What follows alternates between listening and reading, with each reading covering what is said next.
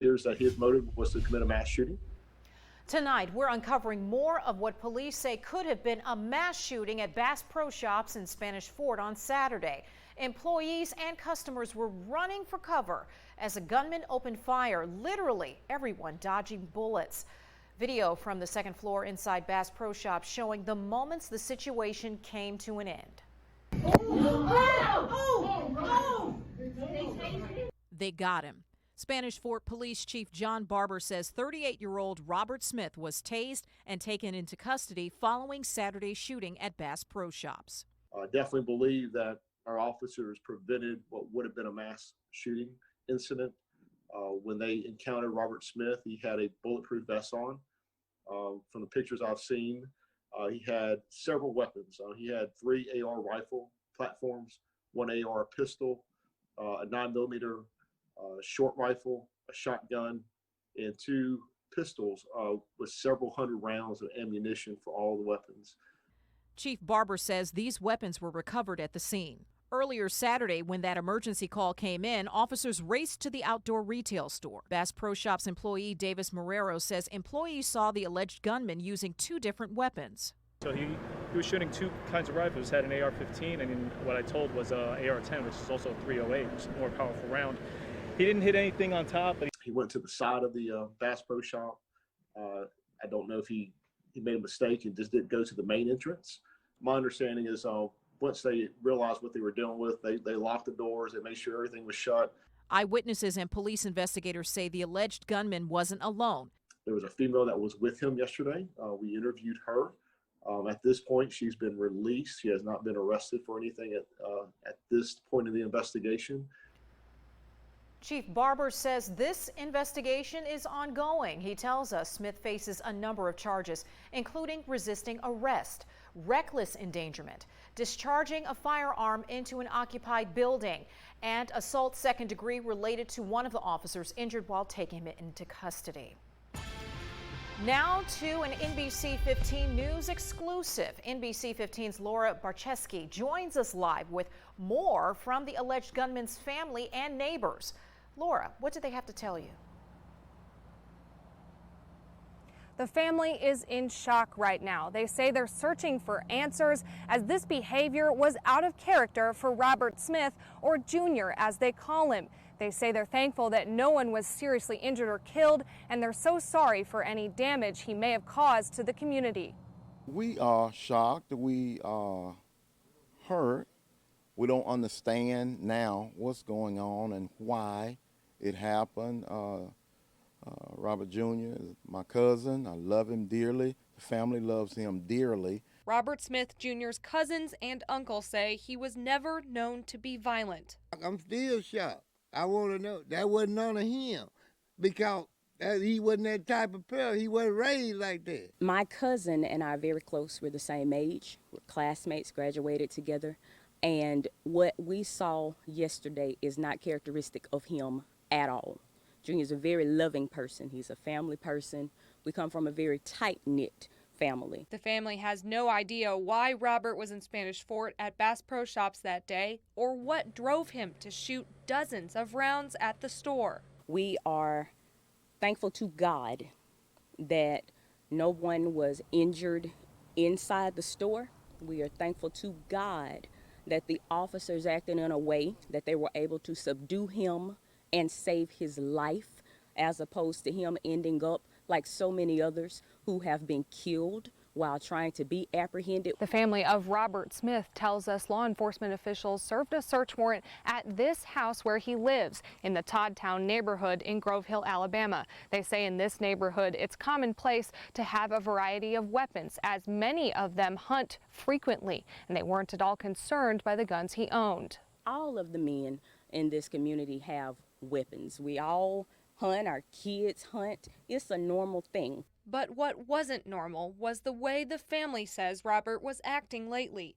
They say he was dealing with the loss of his mother and was caring for his elderly father. He started acting a little different maybe a week or so ago, and I talked with him 2 or 3 days ago, and he wasn't acting just like himself. I remember telling him, I said, "Cuz, take it easy, take it easy. It's going to be all right."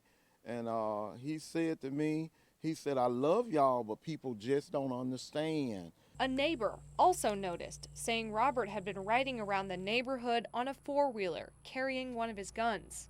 Yeah, been acting strange for about 3 weeks or more. Been over there talking to himself and acting kind of weird, so I'll just be watching him from over here. The Smith family is asking for prayers as they try to get Robert the help he needs. On behalf of just our family, on behalf of him, because again, he was not himself. So we sincerely apologize to anyone who was in the store. We are thankful that all is well with them and that they were not harmed, and we are going to pursue whatever avenues we can to get him the help that he needs. Spanish Fort police say Robert Smith was taken to the hospital following the incident and treated for a medical condition not related to the arrest. His family says they haven't spoken with him yet and they hope to soon. Reporting live in Spanish Fort, Laura Barcheski, NBC 15 News. Thank you, Laura. And for more information on this story and to see all of our coverage on the shooting at Bass Pro Shops, you can head over to our website, mynbc15.com. We're learning new information tonight about the earthquake that rocked Flomaton Thursday. A second quake actually happened a few hours later around 1:17 in the afternoon. That one measured 2.0 near the Alabama-Florida state line in Century, Florida. The first one was a 3.8 near Flomaton. This area is not new to earthquakes either. There have been 9 in recent years. Pritchard police searching for a hit-and-run suspect tonight after 2 men were hit near Elaine Street and Margie Street. It happened last night just before 10. Officers say that when they arrived on the scene, they found 61-year-old Joseph Goff and 64-year-old Willie Slater in need of medical attention. Witnesses say the suspect's vehicle is a gray or silver 4-door sedan. If you have any information, contact police. As many of you relax on the last day of your 3-day weekend, tomorrow health experts across the country are asking people to take heed, stay vigilant in the fight against coronavirus. You may be over the virus, but the virus is not gone. Many top health officials are pointing to the spike of COVID-19 cases nationwide after recent holidays like Memorial Day and 4th of July. And don't forget the traffic will be hectic as folks head home. And this is a look at traffic jam that was on Friday. Thousands of people flocked to our beaches, and it will be much of the same tomorrow, so you want to be cautious and remember, don't drink and drive and always wear your seatbelt. And taking now a look at the latest confirmed COVID-19 cases in Alabama, numbers are still stabilizing, and we're hoping that it remains that way. More than 120,000 Alabamians have been infected since mid-March, and 2,152 of them died from the virus. In our area, there's good news. Transmission of the virus remains low, and that means the mask mandate is working, and residents are taking precaution. Tonight, President Donald Trump says the U.S. is rounding the corner on the pandemic, but 27 states are still seeing a rise in cases. America's top leaders are warning everyone not to let COVID-19 precautions take a holiday. Here's NBC's Jennifer Johnson with more. From hundreds of thousands expected at the South Dakota State Fair to beachgoers marking the official end of summer, Americans are celebrating this Labor Day holiday weekend. Health officials are fearing another spike in COVID-19 cases, similar to what happened after Memorial Day and the 4th of July holidays, as they see Americans growing weary of the virus. People's willingness to comply with the simple things that we know can reduce spread is going to start to fray as we head into the fall and the winter. America's COVID-19 death toll is approaching 190,000 people. President Trump says a vaccine could be out by the end of the year, if not sooner, but his Democrat opponents aren't buying it. I think that we have learned since this pandemic started, but really before that, that there's very little that we can trust that comes out of Donald Trump's mouth. The president facing backlash over the pandemic and reports he denigrated American troops who died in war, calling them suckers and losers.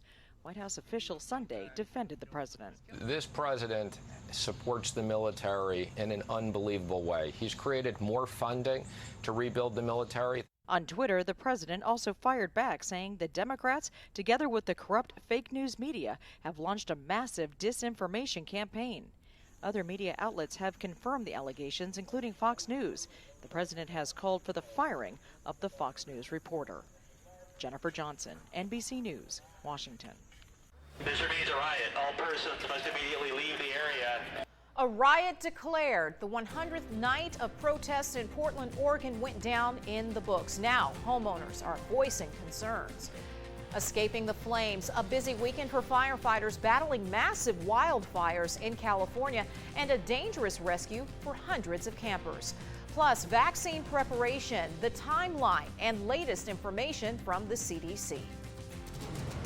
Salute to our veterans. Sponsored by Navigator Credit Union, guiding the Gulf Coast since 1939. NBC 15 is giving a salute to our veterans. Tonight, we honor Corporal Daniel Murphy Bennett, who served in the U.S. Marine Corps. He lost his life during the Vietnam War. He was from Mobile. Thank you for your service and for giving the ultimate sacrifice, Corporal Daniel Murphy Bennett.